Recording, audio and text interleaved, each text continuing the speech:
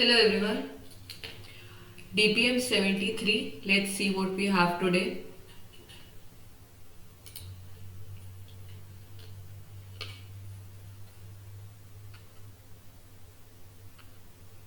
Okay. So find the value of log 10 base 5 multiplied by log 15 base 10 multiplied by log 20 base 15 multiplied by log 25 base 20. तो आपको अगर एक identity पता हो log की, एक लॉ पता हो, लॉग ए बेस बी को लिखा जा सकता है लॉग ए अपॉन लॉग बी.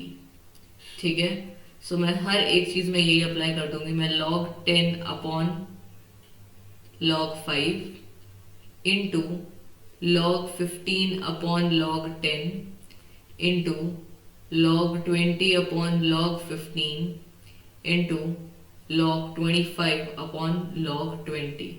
ऐसा करूंगी तो मैं ये सब कैंसिल कर सकती हूँ. So all I am left with is log 25 upon log 5.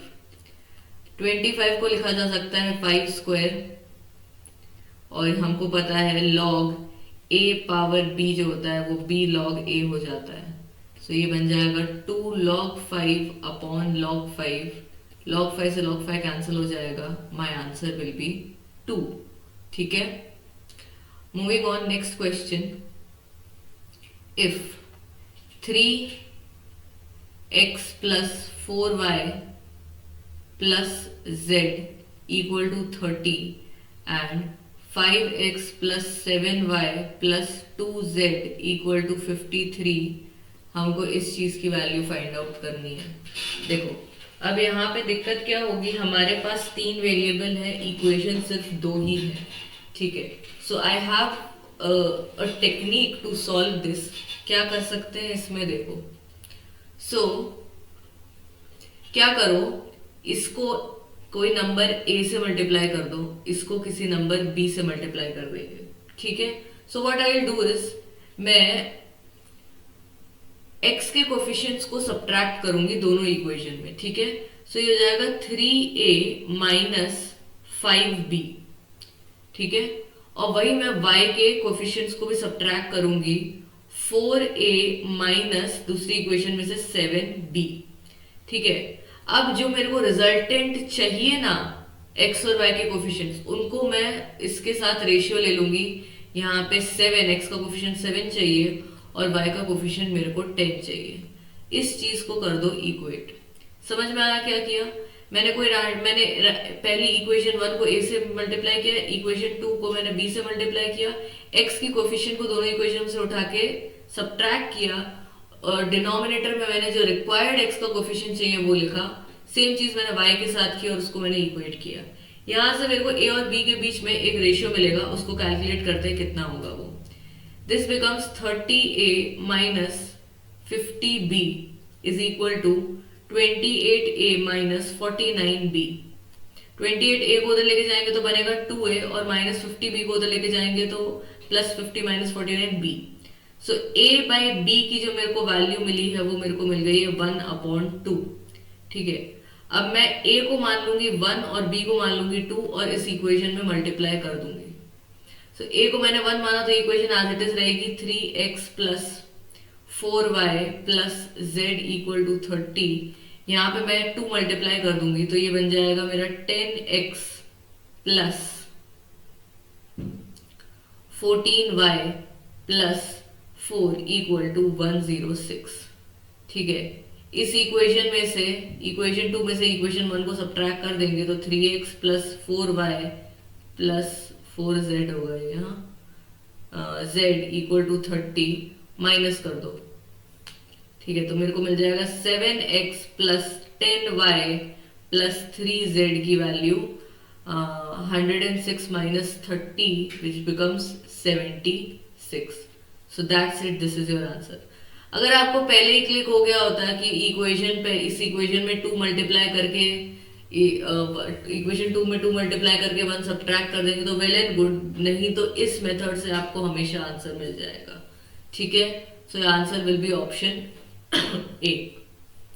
Next question. x plus 1/x की वैल्यू आपको दे रखी है 4, तो x माइनस 1/x की वैल्यू पूछ रहा है कितनी होगी, ठीक है। So what you will do is squaring both sides कर दो, यहाँ पे x plus 1/x whole square equal to 4 का square, a plus b whole square होगा, ये हो जाएगा a square plus b square plus 2ab बराबर 16, ये तो कैंसिल हो गया, तो x square plus 1/x square हो जाएगा 16 माइनस 2 14। ओके, अब क्या करो, हमको x माइनस 1/x निकालना है, इसको भी स्क्वायर कर दो। x माइनस 1/x का अगर आप स्क्वायर करोगे तो क्या मिलेगा, x square plus 1/x square minus 2ab, 2 into x into 1/x, ये हो जाएगा cancel. x square plus 1/x square की वैल्यू कितनी है 14, उसमें से 2 घटा दो, कितना मिल जाएगा 12। सो अब see x minus 1/x whole square की वैल्यू जो है वो 12 आ गई है, taking square root on both the sides करेंगे तो x माइनस 1/x कितना हो जाएगा, 12 को लिख सकती हूँ मैं 2 इंटू 2 इंटू 3, तो ये मिल जाएगा मेरे को 2√3। ऑप्शन में है yes, option D is your answer. Next question, which of the following function is inverse of itself. Inverse of itself निकालना है, हम पहले क्वेश्चन को देखते हैं कैसे करेंगे। एफ ऑफ एक्स की जगह पे ले लो y is equal to 1 minus x upon 1 plus x. अब इनवर्स ऑफ अ फंक्शन निकालने का तरीका क्या होता है, एफ एक्स में जो फंक्शन है उसको y अज्यूम कर लो, x की value in terms of y निकालो, फिर y को x से रिप्लेस कर दो और x को f इनवर्स x से रिप्लेस कर दो। लेट्स सी, मल्टीप्लाई करो, y multiply by 1 plus x equal to 1 minus x. Basically हमको क्या चाहिए, f ऑफ x ऐसा फंक्शन चाहिए जो f इनवर्स x के बराबर हो। Which of the following functions is inverse of itself, ठीक है। तो यहाँ पे हो जाएगा y plus x y equal to 1 minus x, x वाले टर्म्स को इधर ले जाओ, x y plus x equal to 1 minus y, x common y plus 1 बराबर 1 माइनस वाई, x की वैल्यू आ गई 1 minus y upon y plus 1 को 1 प्लस वाई लिख लेते हैं। अब क्या करो, x को f इनवर्स x से रिप्लेस कर दो और y को x से रिप्लेस कर दो, यही फंडा होता है इनवर्स ऑफ अ फंक्शन निकालने का। तो मेरे को क्या मिल जाएगा, f inverse x is equal to 1 minus x upon 1 plus x which is nothing but equal to f of x।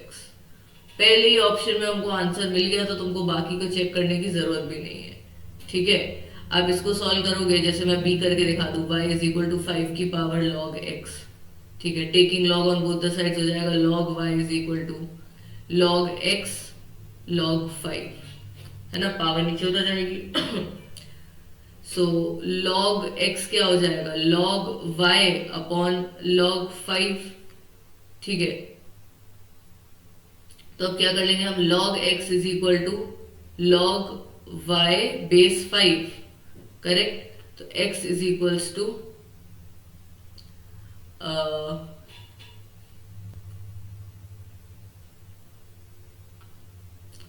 so x is equals to anti-log of log y base 5, ठीक है।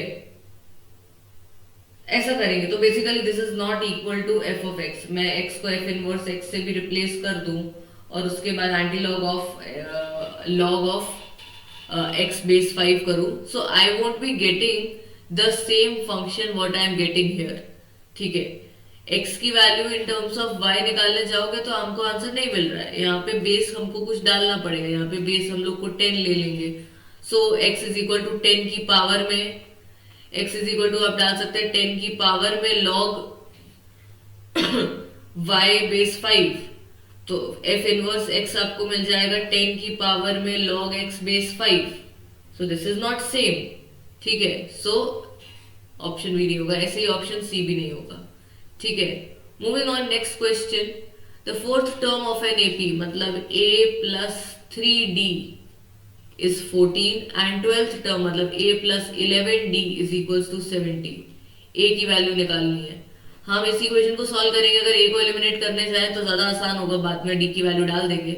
सो माइनस कर देते हैं, a plus 3d को minus कर दो यहाँ से, ठीक है, माइनस माइनस माइनस, ये कैंसिल हो जाएगा। 8d इक्वल टू 56, ठीक है, d की वैल्यू आपको मिल जाएगी 56/8 विच इज 7, ठीक है। फर्स्ट टर्म निकालना है, a plus 3d is equal to 14, a plus 21 equal to 14, a की वैल्यू आपको मिल जाएगी -7। सो आपका आंसर हो जाएगा ऑप्शन बी, ठीक है। So that's it for today's DPM guys. See you tomorrow.